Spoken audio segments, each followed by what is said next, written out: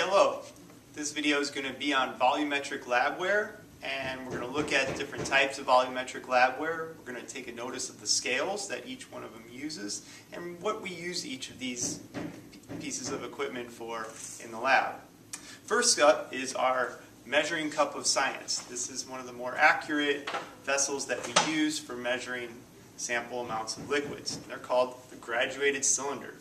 Graduated cylinders come in many sizes, and from small amounts to large amounts, and each one has a different scale, but keep in mind that we all measure volume in milliliters. Then the scales can represent groups of milliliters or tenths or parts of milliliters. Now if we want to just collect some samples of some liquids, but we're not going to really measure them accurately, we use the beakers. Beakers are kind of the labware that we use, that we can gather a certain amount of chemicals or solutions, say if we need just 100 milliliters about, so we can bring these to our lab group and then we can effectively use the graduated cylinders to measure proper amounts.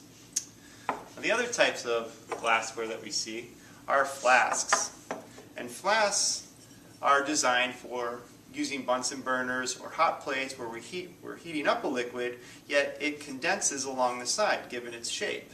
So these are for more uses with hot plates or Bunsen burners when we're heating up different chemicals for different reasons. But they all have scales on them, and the scales are what we're going to be paying attention closely to in the rest of this video. So let's take a closer look at some of these scales.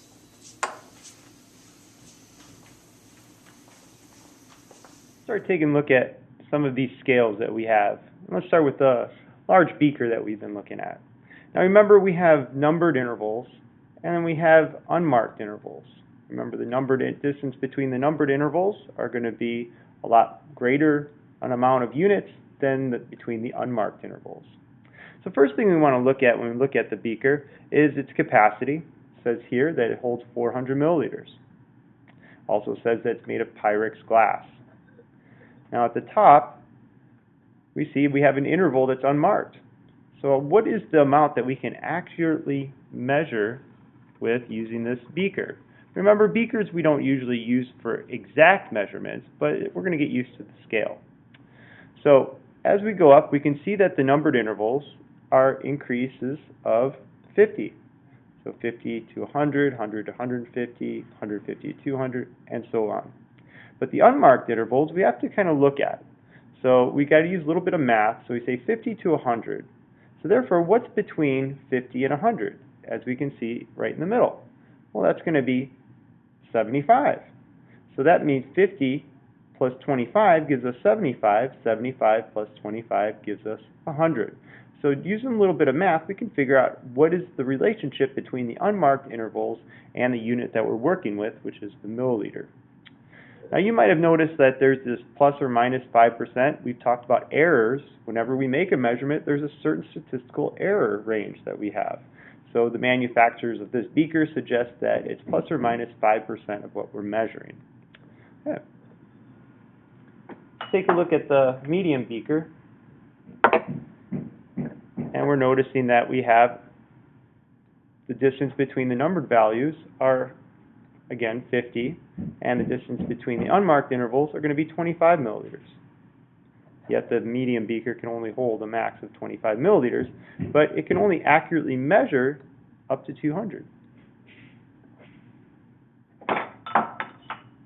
Going back to the large beaker, we can see, well, how much can the large beaker accurately measure? We go up to 300. So 300 plus one unmarked interval, the max amount would be 325 milliliters. Yet it can hold up to 400. Okay, taking a look at the small beaker. Small beaker, we'll kind of zoom in on that one.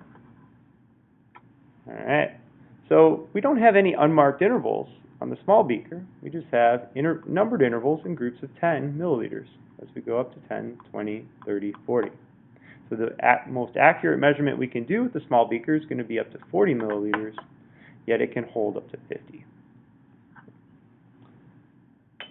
Okay, let's take a look at the graduated cylinders.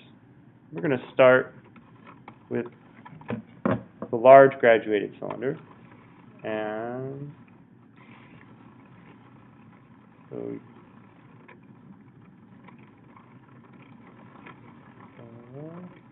alright, so this is the top of the large graduated cylinder, and we can see that, well, maybe you can't for right now, but we have a value of 1,000 milliliters, which is equal to 1 liter. Now, let's take a close look at the scales.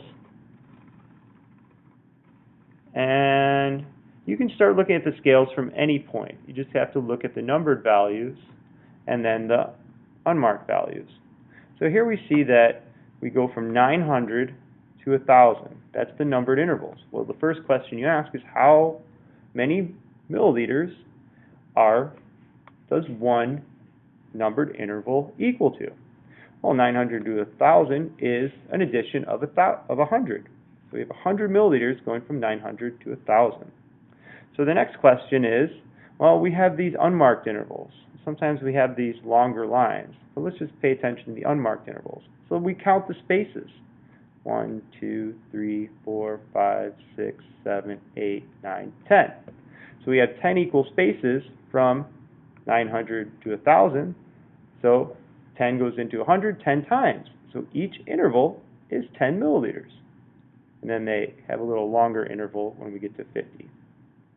So one unmarked interval for the large graduated cylinder is again 10 milliliters. And we have up here, if you might have noticed, milliliters in 20 degrees Celsius. Well, 20 degrees Celsius is at room temperature. Remember that heat expands things when it's cold, when it's hot, and when it's cold, liquids kind of condense. So the most accurate range that they have for measuring water would be at room temperature, 20 degrees Celsius. All right, let's look at the medium graduated cylinder. And see if we can get a little brighter. So here we have, on one side, we have it going from 90 to 100. And so first, again, we look at the numbered intervals. 90 to 100 is an increase of 10 milliliters. So then we look at the spaces. So we relate the numbered interval to the spaces of the unmarked intervals. 1, 2, 3, 4, 5, 6, 7, 8, 9, 10. So each interval on the medium graduated cylinder is equal to 1 milliliter. And this, again, the max value of this graduated cylinder is going to be 100 milliliters. Now let's take a look at the small graduated cylinder. Small graduated cylinder, we have a, good, so there we go, we have numbers 20 to 25. So in this one, the increase between the numbered intervals on the graduated cylinder are an increase of, again, 5 milliliters. But then let's count the spaces.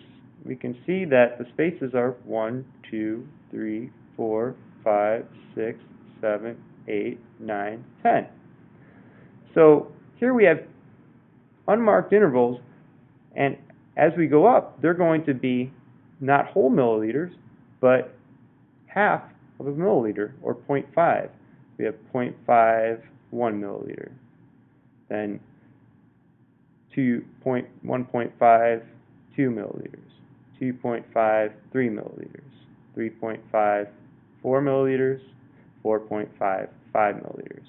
So these are half milliliter marks, and it kind of designates that by them being shorter than the other unmarked intervals. You kind of have to look closely. Okay, the flasks. So here we have the flask, and one of the questions I asked you in class was why, if the intervals, again, well, the unmarked intervals, and then we have the numbered intervals. So the numbered intervals go from 50 to 100, so that's an increase in 50, and 100 to 150, another increase in 50. So again, we have the unmarked intervals at 25 milliliters. So 50 milliliters, 75 milliliters, 100 milliliters, 125 milliliters. But my question was for you, why is it that this interval at the bottom is shorter than this interval at the top, being that they both equal to 25 milliliters? Well, the reason is the shape of the vessel itself.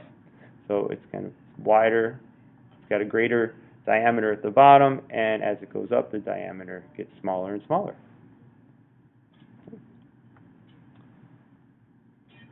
Okay, that's an introduction to our scales on these forms of equipment, and we're going to actually put some real water in them in our next video and take a look at actually looking at for the meniscus and measuring liquids from the bottom of the meniscus.